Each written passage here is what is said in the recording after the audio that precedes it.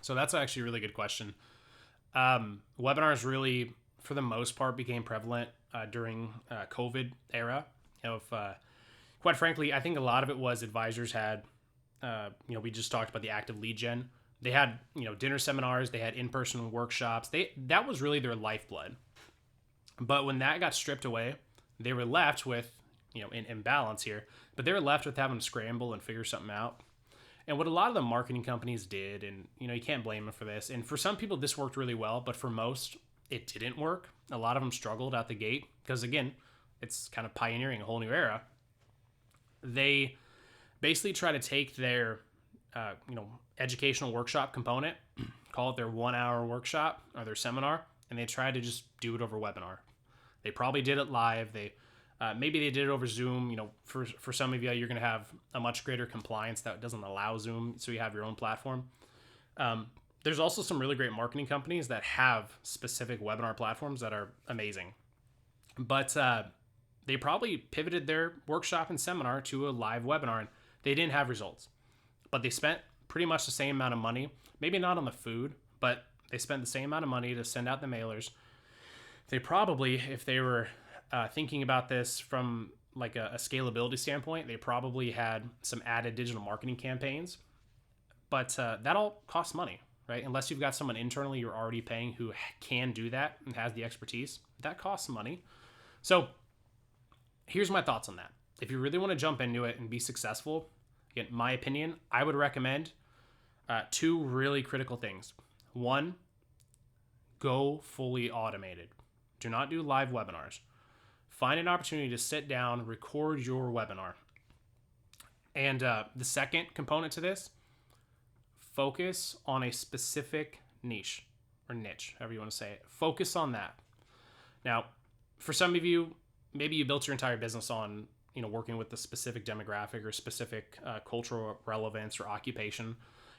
For example, maybe all you work with is doctors. Like that's your primary clientele, maybe nurses too. That's going to be a great situation where you can dig in deep to an automated webinar.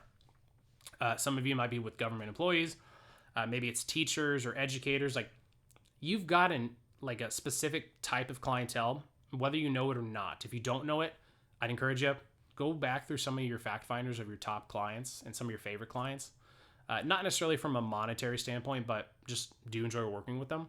And that section in your fact finder, which I hope is in there, where you ask them, what do you like to do in your spare time? How do you have fun? Like, tell me about your family. Start to look for commonalities, and that'll tell you your preferred focus or your preferred niche. But if you dig into those and you make them automated, again, don't do multiple things, be kind of like a one-trick pony here.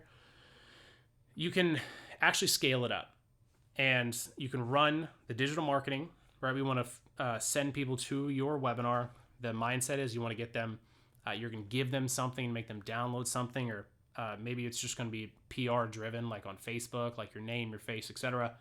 But you want to drive them to your registration page, which should be a landing page, and they're going to put in their own information. I recommend doing automated because when you do it automated, obviously you don't have to physically be doing it. I know of a lot of financial advisors and CPAs, etc., who they've done these recorded webinars, and you can have people sign up to attend the webinar at like 8 o'clock at night, right? I mean, I assume that you're not going to be wanting to do that, but some advisors, they love just having it on autopilot. But then again, when you look at the tracking and the analytics, you can go back and just look to see where do people fall off in your funnel. Was there a specific lead magnet that got more traction than the rest? We can get into that conversation, but your pre-recorded automated webinars should serve as a lead funnel more than anything. It's going to be more on the digital side. You're going to want to keep your webinars really short, and as I said, really specific. And when I say short, I literally mean like 15 minutes, 20 absolute max. Keep it short, direct to the point. You're going to be competing with people's attention, right? When's the last time you had an opportunity to sit down and watch a full movie in your own home when you got kids, when you got grandkids, when you got dogs? Like, you're going to probably get pulled in a couple directions. So keep them short and sweet. Offer a lot of call to actions throughout the entire webinar. The worst thing you can do is wait till the very end to give your call to action, and then half the people have already logged off because they got the information they needed. So have it littered with call to actions and make them micro call to actions, or what we'd call like small hooks. Sometimes something as simple as, hey, we've been talking a lot about Social Security and how that'll impact your retirement. By the way, if no one's ever had a conversation with you about like when you should take your Social Security and how to maximize it, go ahead and click this link here and we'll set up some time to talk. Right? That's a micro hook that you want to have throughout your entire webinar, just around different topics. Cast a wide net and make it really short. So again, to wrap up, the mindset is keep the barrier to setting that that first appointment, I should say. Keep it really, really low so you get more of them.